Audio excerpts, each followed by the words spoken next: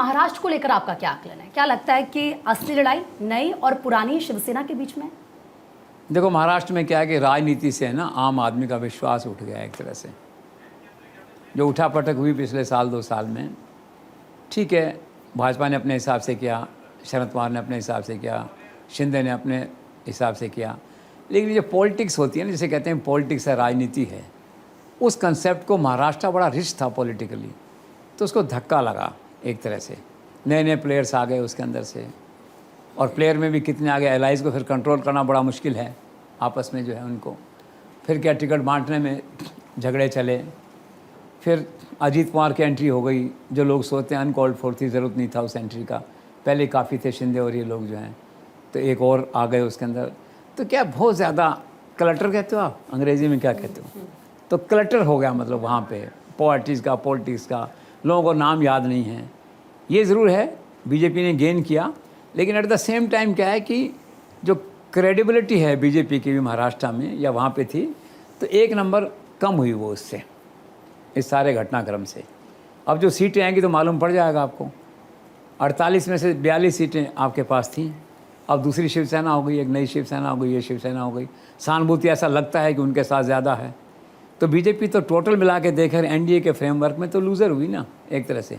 BJP खुद की सीटें बढ़ सकती हैं, लेकिन आज तो बीजेपी लार्जर कंसेप्ट में नेशनल पार्टी है ना, क्या फ़र्क पड़ता है आपकी खुद की सीटें हैं या 10 एलाइज आपके साथ खड़े हैं, 10 सीटें उनकी हैं, वो आपके साथ ही हैं, आपसे दूर थोड़ी हैं, दैट वे जो है। तो कुल मिला क्या है कि महाराष्ट्र में थोड़ा लॉस हुआ है पॉलिटिक्स का, बीजेपी ने गेन किया, but at the same time जो उनके स्टार हैं पॉलिटिशियन वहाँ पे, देवेंद्र फडणवीस जो हैं जैसे, उनको भी थोड़ा सा इमेज थोड़ी सी टार्निश हुई। वो ऐसे भी होता है कि एंटी एस्टेब्लिशमेंट फैक्टर होता है, कुछ और कारण होते हैं। तो कुल मिला के क्या है कि आई थिंक महाराष्ट्र में ना एवरीवन इज़ ए लूज़र, इसको यूँ कंक्लूड कर सकते हैं एक तरह से। किसी को कोई ऐसा मज़ा नहीं आया पॉलिटिक्स में। बीजेपी ने किया है लेकिन उनको मज़ा नहीं आया होगा, वो भी परेशान होंगे अगर आए दिन इनको बम्बई से बुलाओ, यहाँ 2-2 घंटे बैठाओ, इनकी बातें सुनो, इनके झगड़े सुलटाओ आपस के, वो भी थक गए होंगे, ऐसा मेरा अनुमान है एक तरह से।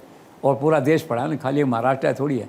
आए दिन मैं देखता हूँ फडणवीस और शिंदे आए हुए हैं, बैठे हुए 2 घंटे, और भाई दिल्ली वालों को राज तो करने दो, अपने वहाँ राज करो जो है ये। तो मतलब क्या है, कुल मिला के बहुत ज़्यादा ऐसा हो गया, मतलब खचपच हो गया जो है वहाँ पे। दूसरा क्या है कि वहाँ पे जो लोग हैं, जनता जो है स्थानीय मुद्दों को महत्व देती है, और प्याज के एक्सपोर्ट को रोक दिया तो उसका वहाँ प्रभाव है वहाँ पे जो है। और लोकल 1-2 और इश्यूज़ थे, उसका प्रभाव देखते हैं एमपी ने कितना काम किया, कितना काम नहीं किया है। वोकल हैं लोग काफ़ी वहाँ पे। अब एक नया चैप्टर चला दिया गुजराती वर्सेस महाराष्ट्र, छुटपुट, उसका भी है असर। मेरा मतलब है कि महाराष्ट्र की पॉलिटिक्स की ब्यूटी चली गई, और at the end of the day everyone is a loser. चुनाव में सीटें तो आती जाती रहेंगी,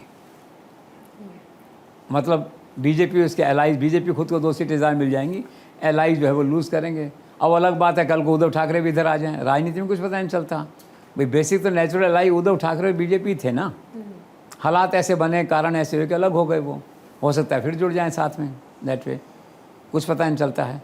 और वहाँ पे एक चुनाव भी हो रहा है, आप देख रहे हैं, उसकी शरद पवार की डॉटर प्रिया सुले क्या वो लड़ रही हैं, और वो सामने उनकी सुनेत्रा जो है उनकी अजीत पवार की वाइफ लड़ रही हैं बारामती में जो है, तो होम टाउन है उनका, वो एक अलग इंटरेस्टिंग मौका देखने का है।